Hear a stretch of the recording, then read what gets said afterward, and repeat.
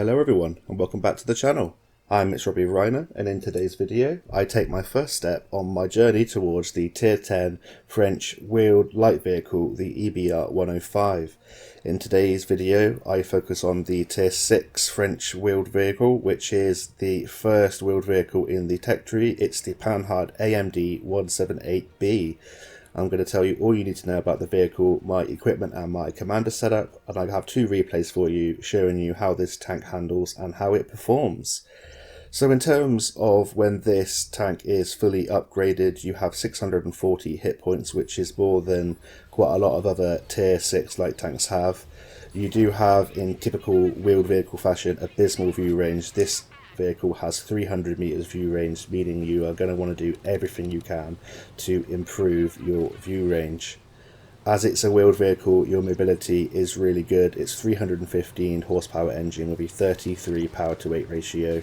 You don't have the cruise and rapid mode that the tier 8 premium had or some of the higher tiers in the tech tree have, but you are able to go 65 kilometers an hour forwards and backwards, meaning you don't have to faff around turning the vehicle around. You can just get into a position, then shoot backwards at the same speed. In terms of its traverse, it's 55 degrees a second on its hull and 50 degrees a second on its turret. This means that you are able to circle a lot of tanks with ease, especially heavies and mediums, but you do have to be a little bit careful when you are circling tanks to make sure that your turret has caught up with your hull and that you have acquired your target before you fire, because it is slightly slower than the hull. In terms of the gun stock, it comes with quite a fun little 47mm that has quite a good DPM at 1736.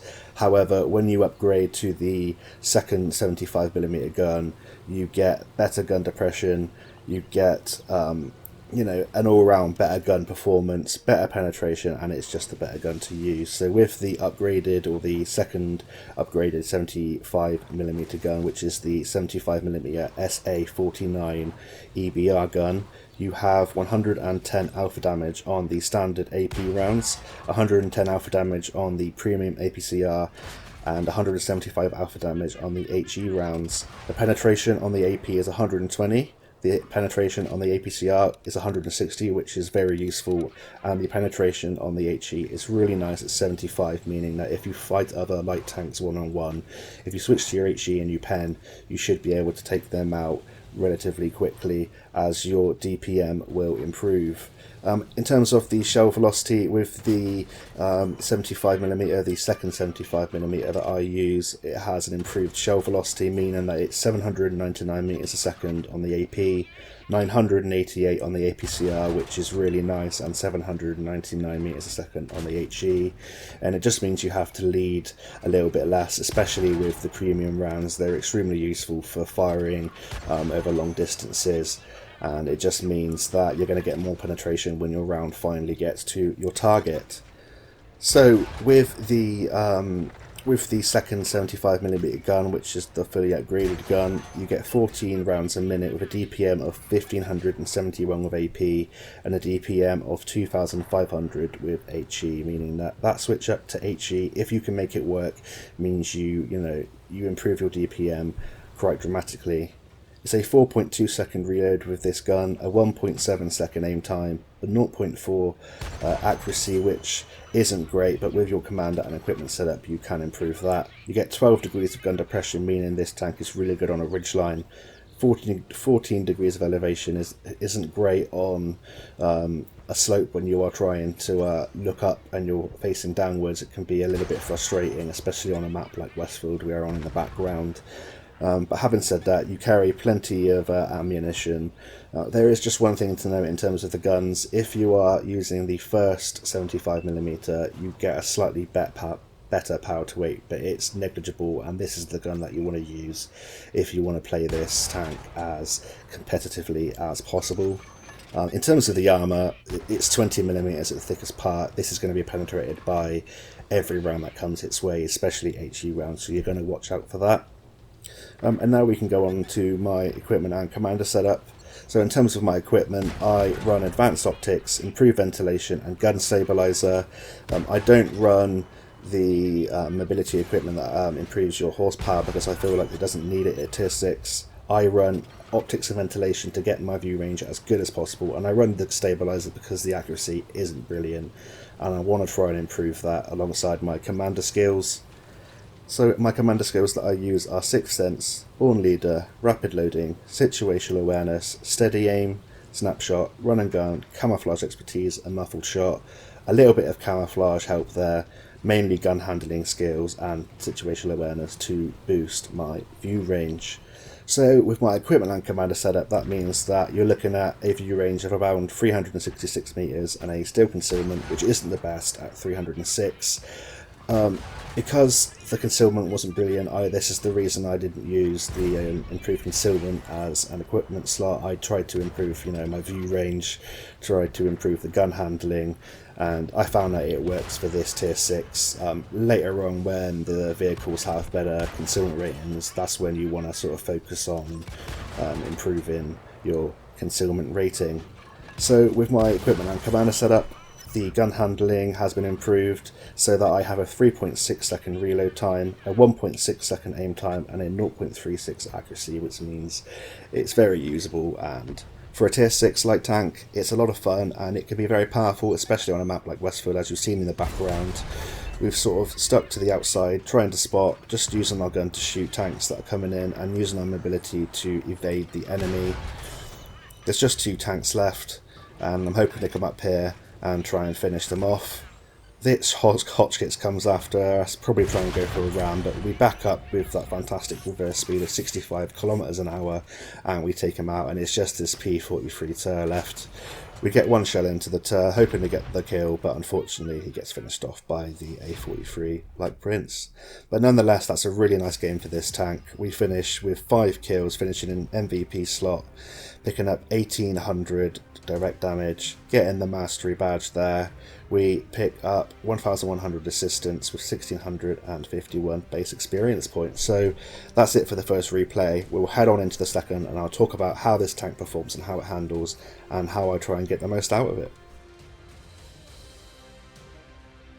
So we're now into the second replay of the video and we're here on Dukla Pass, and this is another really nice map for this tank. It's open, it's wide, it allows me to use my maneuverability to try and get forward and spot the enemy team, because you're going to want to try and play these wheeled vehicles, especially this one, as close to the enemy as possible to spot them, because your view range is so poor. And if you can look on the mini-map, you'll see my concealment ring compared to my view range ring.